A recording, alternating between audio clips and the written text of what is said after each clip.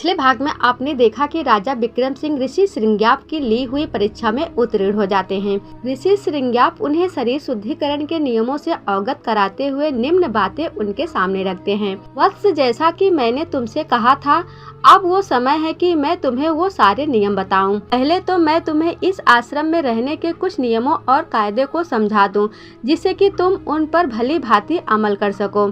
पहला नियम यहाँ का ये है कि जैसे और लोगों को तुम देख रहे हो, अब से तुम्हें भी वैसा ही रहना होगा।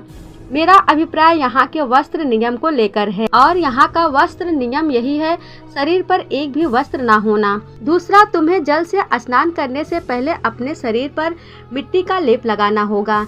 तीसरा, भोजन में केवल कच्चे भोजन का प्रयोग ही करना है और उस भोजन का इंतजाम तुम्हें स्वयं करना होगा। और हाँ, एक बात और, यहाँ रहने के दौरान तुम्हारे मन में गलती से भी किसी स्त्री का विचार नहीं आना चाहिए, वरना उस शुद्धिकरण का प्रभाव खत्म हो जाएगा।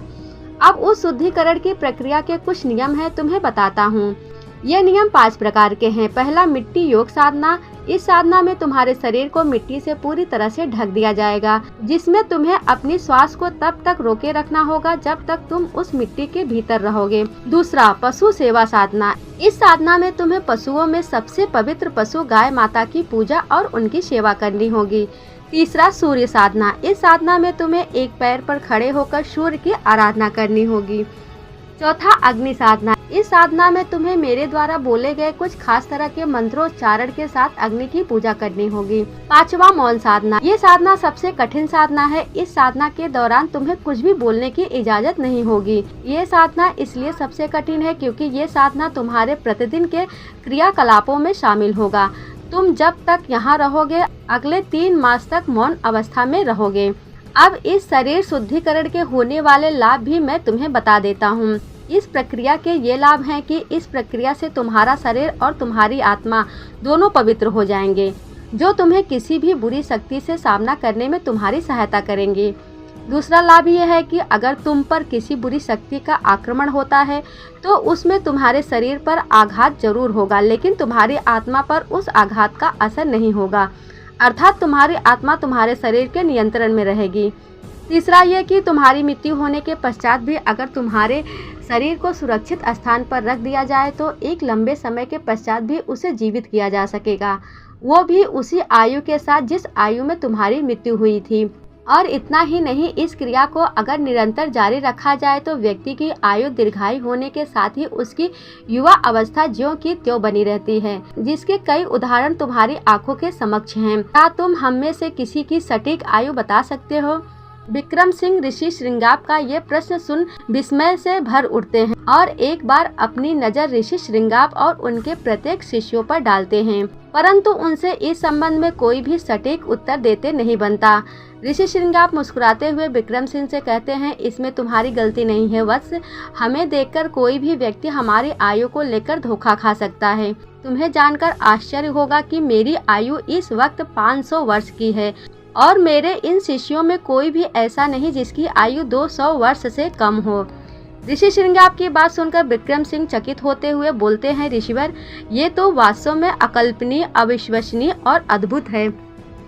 अगर इंसान नियम, संयम और विचारों से रहे तो ऐसा संभव है वत्स। विक्रम सिंह ने उनकी सारी बातों को सुना, समझा और पूरे मनोयोग से 3 मास तक उन सभी नियमों, कायदों का पालन किया जो ऋषि श्रृंगाप ने उन्हें करने को कहा था। और आखिरकार अपने कठिन परिश्रम और अथक प्रयास से उन्होंने अपने शरीर शुद्धिकरण की प्रक्रिया को सफलतापूर्वक पूर्ण ही कर लिया। अब उनके इस आश्रम से जाने का वक्त आ गया था। मुझे आज्ञा दी ऋषिवर, कहते हुए विक्रम सिंह ने ऋषि श्रृंगाप को दंडवत प्रणाम करते हैं। ऋषि श्रृंगाप उनके सर पर हाथ रखकर कहते हैं, मैं ईश्वर से कामना करता हूं कि तुम जिस कार्य एवं उद्देश्य पूर्ति हेतु यहाँ आए थे उसमें ईश्वर तुम्हें सफलता प्रदान करे, परंतु इसी के साथ तुम्हें मुझे ये वचन देना होगा कि इस विद्या का प्रयोग तुम मानव जाति के कल्याण हेतु करोगे। जी ऋषिवर, मैं आपको वचन देता हूँ कि इस विद्या का प्रयोग मैं केवल मानव के हित के लिए ही करूँगा। कल्याण हो वत्स। एक आखिरी बार वो पूरे आश्रम पर अपनी दृष्टि डालते हुए उन गायों को प्रणाम करते हैं जिनकी इतने मास तक उन्होंने सेवा की थी, उन शिष्यों को प्रणाम करते हैं जिनके साथ इतने मास रहे थे, उस आश्रम की मिट्टी को प्रणाम करते हैं, इतने मास तक जहाँ का जल और भोजन उन्होंने ग्रहण किया था। और फिर ऋषि श्रृंग्याप से आज्ञा लेकर विक्रम सिंह अपने नगर अनंतपुर की ओर निकल पड़ते हैं। अनंतपुर नगर की सीमा पर कदम रखते ही वो भिन्न भिन्न आशंकाओं से ग्रसित हो जाते हैं। कारण अनंतपुर की सीमा पर पहुंचते ही राजा विक्रम सिंह ने दो लोगों को आपस में बात करते सुना। एक कह रहा था दूसरे से, अब क्या होगा भाई? सोचते ही पूरा शरीर कांप जाता है, ऐसा मंजर की धरती थरथरा जाए। अनंतपुर में ये कैसी विपत्ति आन पड़ी है, अब तो भगवान ही बचा सकता है। दूसरे व्यक्ति ने कहा, हाँ भैया सच कह रहे हो, महाराज भी ना जाने किस यात्रा पर निकले हैं, 3 महीने हो गए अभी तक नहीं लौटे, क्या पता किस हाल में और कैसे होंगे। कोई कुछ बताता भी तो नहीं, अगर आज महाराज यहाँ होते तो वो अपनी प्रजा पर तनिक भी आँच न आने देते। ये किस विपत्ति की बात कर रहे हैं? कहीं ये वही विपत्ति तो नहीं जिसके बारे में उन महात्मा ने मुझे 3 महीने पहले अवगत कराया था। आशंकित मन से राजा विक्रम सिंह महल की ओर कदम तो बढ़ा रहे थे, लेकिन इसी के साथ अपने नगर के रक्षा की व्यग्रता उनके चेहरे पर साफ देखी जा सकती थी। कुछ और कदम की दूरी तय करने पर उन्हें एक जगह पर भीड़ इकट्ठी दिखाई पड़ी। इतनी भीड़ क्यों है यहाँ, और ये क्या है? इस घर के भीतर ये कैसा कोलाहल मचा है? मुझे पता लगाना होगा। जिज्ञासा बस कुछ क्षण के लिए उनके कदम वही जड़वत हो गए। ध्यान लगाने पर उन्होंने जो कुछ भी सुना, सुनकर उनका हृदय छंकित हो उठा। अंदर से एक स्त्री के जोर जोर से रोने के साथ ही किसी को कोसने की आवाज आ रही थी। हाय नाश हो उस पिशाच का जिसने मेरे फूल जैसे बच्चे की जान ले ली। मेरा बच्चा, कोई वापस लाओ मेरे बच्चे को, मैं उसके बगैर जीवित नहीं रह पाऊंगी। विक्रम सिंह समझ नहीं पा रहे थे कि उनके नगर में ये सब हो क्या रहा है। पूछने पर इन सब का उत्तर उन्हें वहाँ भी मिल सकता था, लेकिन उन्होंने वहाँ पूछना उचित नहीं समझा, कारण वो अपने बारे में किसी को कुछ भी जताना नहीं चाहते थे। उत्तेजना में उनके कदम और तेज हो गए। वो जल्दी से जल्दी इन सब प्रश्नों का उत्तर जानने के लिए महल पहुंच जाना चाहते थे। उन्हें महल पहुंचते पहुंचते अर्धरात्रि हो जाती है। वो तेजी से महल के मुख्य द्वार की तरफ बढ़ ही रहे थे कि इतनी रात गए किसी अपरिचित को महल की तरफ आता देख वहां पहरा देने वाले सिपाही उन्हें लेकर सतर्क वाली मुद्रा में आ जाते हैं। बढ़ी दाढ़ी, बड़े बाल और अपने विचित्र वेशभूषा की वजह से विक्रम सिंह उन सिपाहियों के पहचान में नहीं आ पा रहे थे। जैसे ही वो थोड़ा और नजदीक आए, कुछ सिपाहियों ने संशय जाहिर करते हुए उन्हें चारों तरफ से घेर लिया। उसमें से एक ने पूछा, कौन हो तुम और इतनी रात गए हमारे महल में क्या करने आए हो? क्या तुमको पता नहीं है ये हमारे महाप्रतापी महाराजा विक्रम सिंह का राज्य है। सच सच बताओ, कौन हो तुम और यहाँ किस उद्देश्य से आए हो? अगर तुम यहाँ गलत मंसूबे से दाखिल हुए होगे तो तुम दंड के अधिकारी होगे। उस सिपाही के पूछे गए प्रश्नों का कोई उत्तर विक्रम सिंह देते कि उससे पहले ही उनमें से एक सिपाही ने उन्हें पहचानते हुए आश्चर्य में भरकर कहा, अरे ये तो हमारे महाराज हैं। उसके बोलते ही सारे सिपाही उत्सुकता में भरकर विक्रम सिंह की ओर ध्यान से देखने लगते हैं। अरे सच में ये तो हमारे महाराज ही हैं। सच्चाई जानते ही वो लोग अपने ही महाराज को ना पहचान पाने और उनके साथ अभद्र सलूक करने के लिए उनसे दया याचना करने लगते हैं। इसमें क्षमा मांगने वाली जैसी कोई बात नहीं, इन सब में आपकी कोई गलती नहीं। गलती तो मेरे इस वेशभूषा की है जिसे देख कोई भी धोखा खा सकता है। आपने कुछ गलत नहीं किया है, आप लोग तो केवल अपने कर्तव्य का निर्वाह कर रहे थे। ये देखकर मुझे अत्यंत प्रसन्नता हुई कि मेरे अनुपस्थिति में भी आप लोग अपना कार्य पूरी तन्मयता और ईमानदारी से कर रहे थे।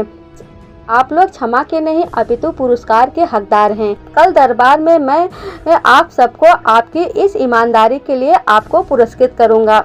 विक्रम सिंह को 3 महीने पश्चात वापस लौटा देखकर सिपाहियों को अपार खुशी हुई थी। उनमें से 2 सिपाही दौड़ते हुए महल के अंदर जाते हैं और विक्रम सिंह के आने की सूचना राजमाता को सुनाते हैं। उनके आने की खबर सुन राजमाता सहित अन्य मंत्रीगण उनके स्वागत के लिए मुख्य द्वार पर आ जाते हैं। हर्षित मन से राजमाता द्वारा उनकी आरती उतारी जाती है और फिर पुष्प वर्षा एवं जयकारों के साथ वो राजमहल के भीतर प्रवेश करते हैं।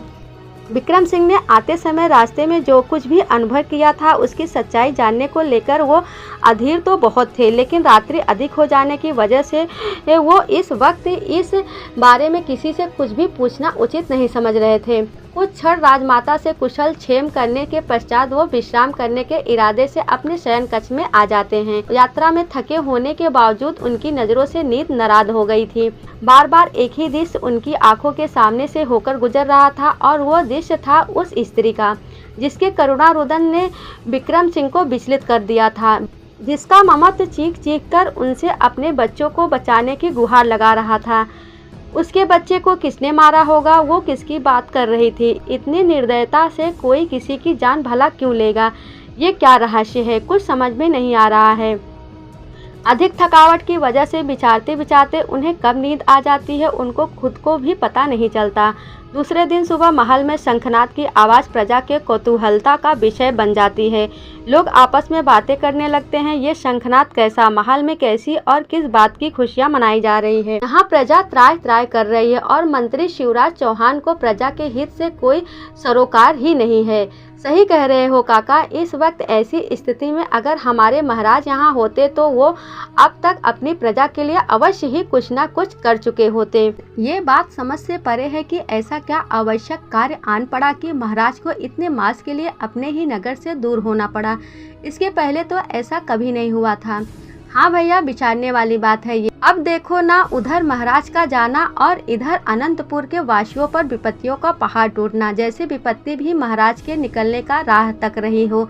वो सब आपस में बातें कर ही रहे होते हैं कि सुनो सुनो की आवाज़ ने सबका ध्यान अपनी ओर केंद्रित कर लिया। ढोल नगाड़े की आवाज़ के साथ ये उद्घोष प्रजा के उत्सुकता को बढ़ा रहा था। उद्घोष में महाराज के वापस लौटने का समाचार निश्चय ही प्रजा के लिए हर्ष का विषय था। इतने महीने पश्चात विक्रम सिंह के अपने नगर लौटने की खुशी में आज की संध्या बेला पर राजमाता की ओर से सारे अनंतपुर वासियों के लिए महल में भोजन पर आमंत्रित होने की घोषणा करवाई गई थी।